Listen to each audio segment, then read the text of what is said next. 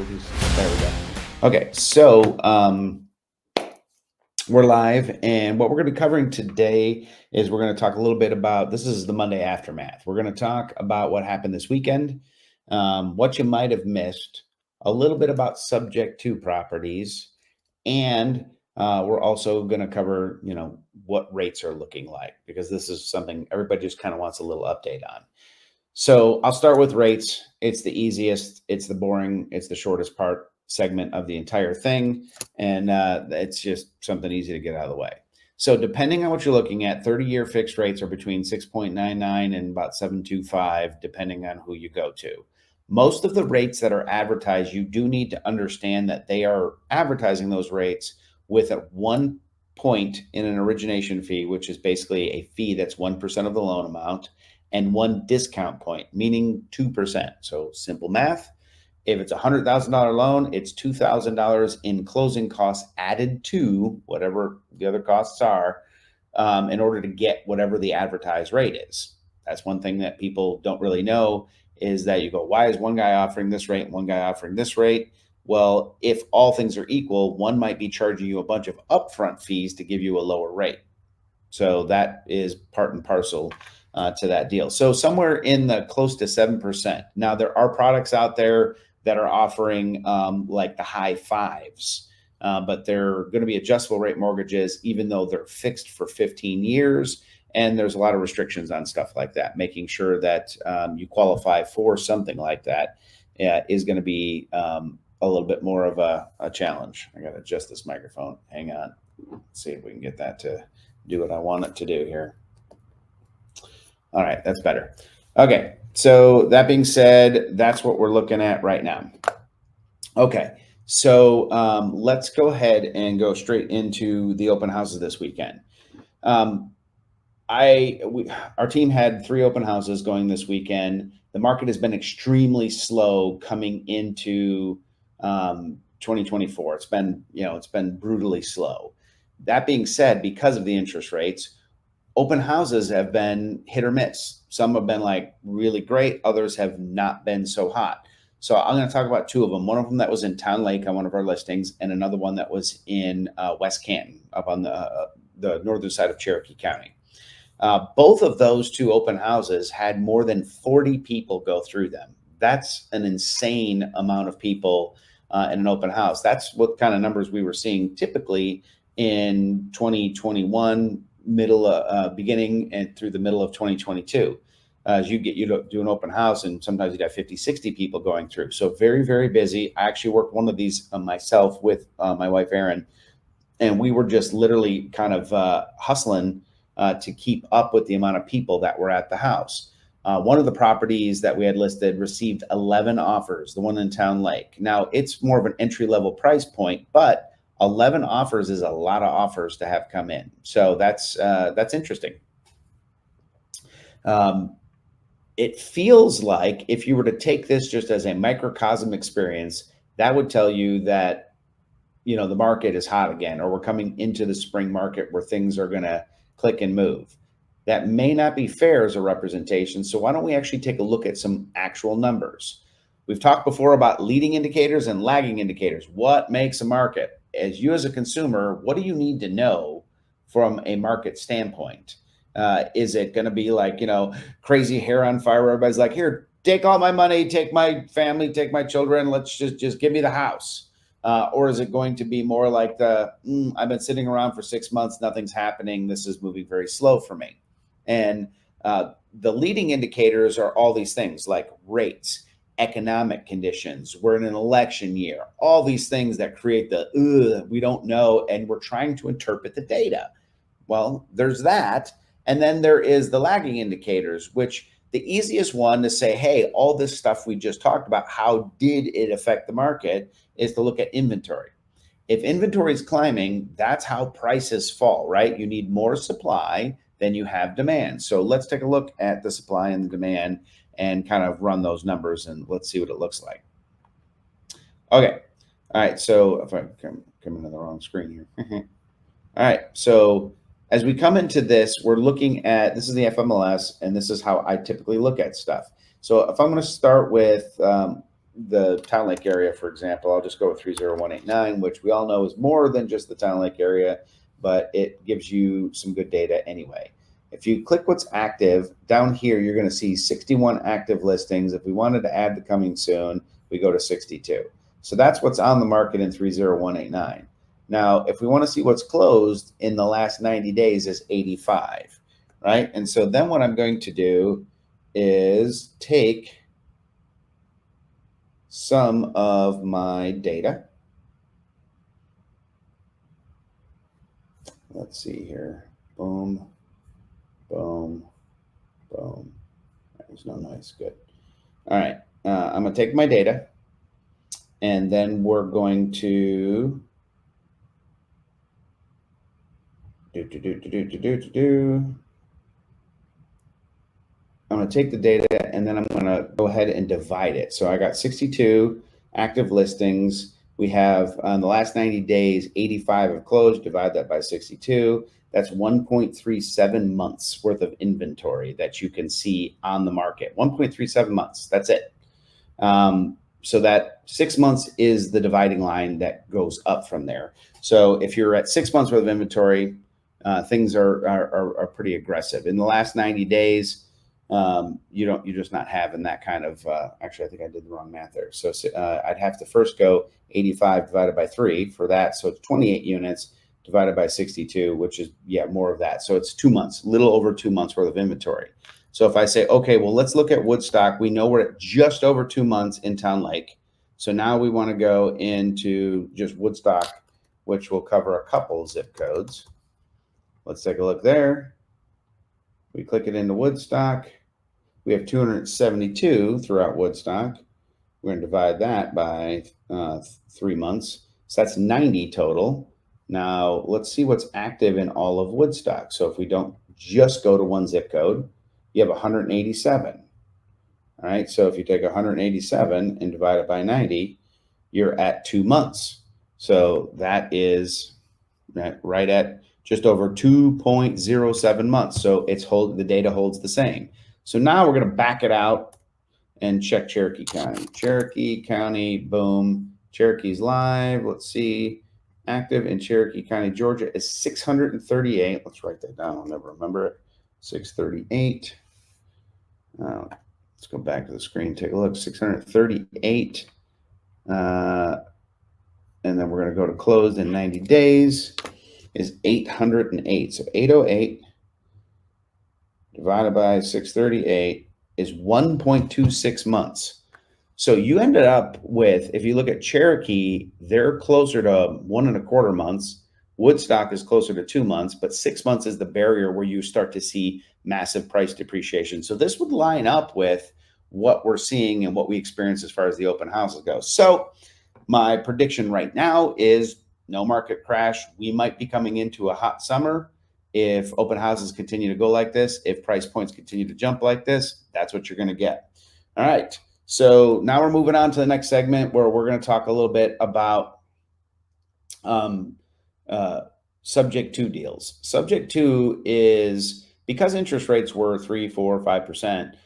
People are now making offers. Investors are coming in saying, we'd like to make an offer to buy your house at your asking price, and we'll pay the real estate commission to do so, but we're buying it subject to the existing mortgage.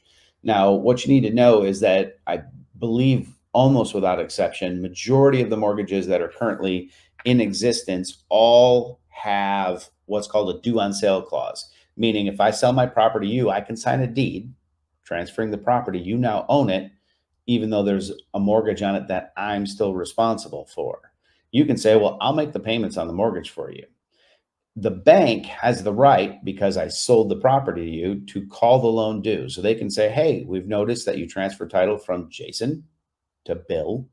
And now that Bill owns the property, we're going to go ahead and say, you need to go ahead and pay us the $400,000 that's owed on the house right now. And that creates a problem, right? So that's what's called the due on sale clause. So investors love creativity. And one of the main vehicles is what's known as a trust.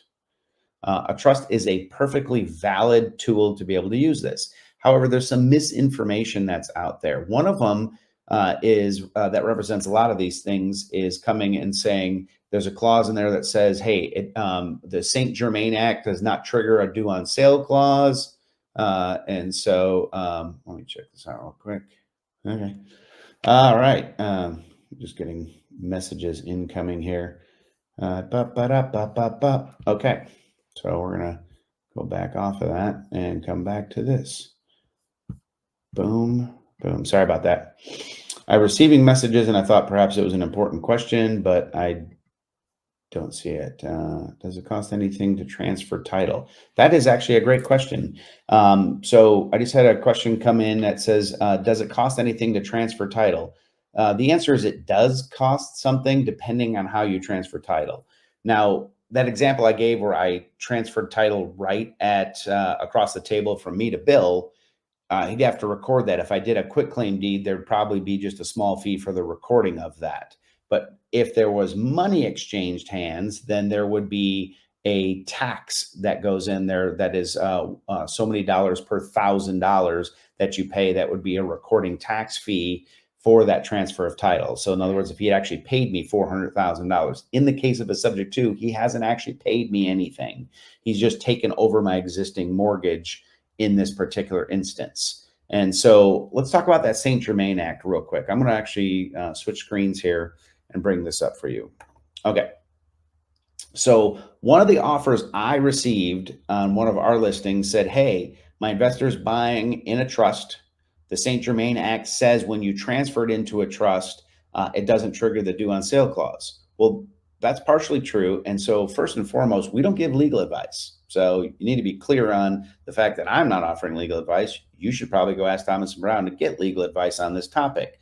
However, it seemed that this agent was offering some type of legal advice, but it seemed to be very wrong legal advice. So I looked up the St. Germain Act. She actually included a link in it to this very Wikipedia page. So I went ahead and read it. It says, important consumer change was to allow anyone to place real estate consisting of one to four dwelling units into their own trust without triggering the due on sale clause. The due on sale clause allows lenders to foreclose on a current loan upon transfer to another. This greatly facilitates the use of trusts to pass the property to heirs and to minors. It also protects the property of the wealthy or risky owners against the possibility of future lawsuits and creditors, because the trust owns the property, not the individual at the risk. The bill states a lender may not exercise its option to pursue the due on sale clause upon a transfer into an inter vivos trust in which the borrower is and remains the beneficiary, which does not relate to a transfer of the rights of the occupancy of the property. That's a lot of legal speak that sounds like what? Blah. Okay, so I have a trust. We put our properties into the trust. We are the beneficiaries of the trust. According to the St. Germain Act, this is my interpretation for informational purposes only, subject to review by my attorney. All right, now that I've said that, is that the due on sale clause will not be triggered because the trust is being used as an asset protection tool. And that's what this means. Now, if I sell it to Bill, or I put it in a trust and then transfer the beneficial interest to Bill, what I would love to ask an attorney is, does that constitute a transfer of the beneficial interest, which this no longer applies? So the due on sale clause would actually apply. So that's kind of one of my, I'll just call that one of my soapboxes that I like to get on, is when somebody uses facts that are accurate, but they're portrayed in a way because it's complicated language that it doesn't have any effect on you. It's yes, you can put it in a trust, and yes, that prevents that. By putting a property into a trust means they can't do a due on sale clause as long as you're not selling it. But if Bill comes with a trust and says, hey, this is Bill's trust, he wants to buy your property in a trust subject to, and he says, don't worry, they can't do a due on sale clause, I don't know that that's true based on what I read, right? So now I got to ask the closing attorney, hey, am I protected against a due on sale clause? Mark Brown probably would look at me and say, not based on what I'm looking at, and I might have to sign something saying I understand that. Now, that being said, I started in this industry as an investor, and I have never seen a bank trigger a due on sale clause simply because somebody else took it, as long as they were getting their payments. But it's not something I'm going to advise my clients to do, because if we sell to Bill, Bill seems like a nice guy. Hi, Bill. You're a great guy, Bill. We think this is fantastic. But what if Bill falls on hard times and he goes, let me think. I need to put groceries on the table for my kids, or I need to pay that guy's mortgage. He's probably going to put groceries on the table for his kid, and I'm on the hook for that. Right. So I'm never going to advise a client, do that. Bill seems like a great guy. Trust him. Yay, Bill. So those are one of those things that you definitely, if you get an offer like that and you're a real estate agent, don't really give advice like that. Tell them to seek legal counsel. That's the right thing to do. And then if you do get something like that, say, I'd like to have one of the real estate attorneys, preferably the one that's on the contract, advise you on this topic before you sign this. So let's get them on the phone to talk about it. You're never going to hear me go, I think this is a good deal and you should do it. Because it's somebody else's money. Now, if it were my deal, because I understand my own risks and I trust Bill, I may choose to do that, knowing what the risks are, but I'm not going to advise anybody else to do it. So that's the soapbox for that. All right. So what did you miss this weekend? Our last particular segment of this wonderful journey. And let's see if I can actually pull this up on screen. What you missed this weekend is you missed the 5th sold out show that Bent to Fly has done. And that show, let me see if I can get you to hear some of this real quick. Let's go with it.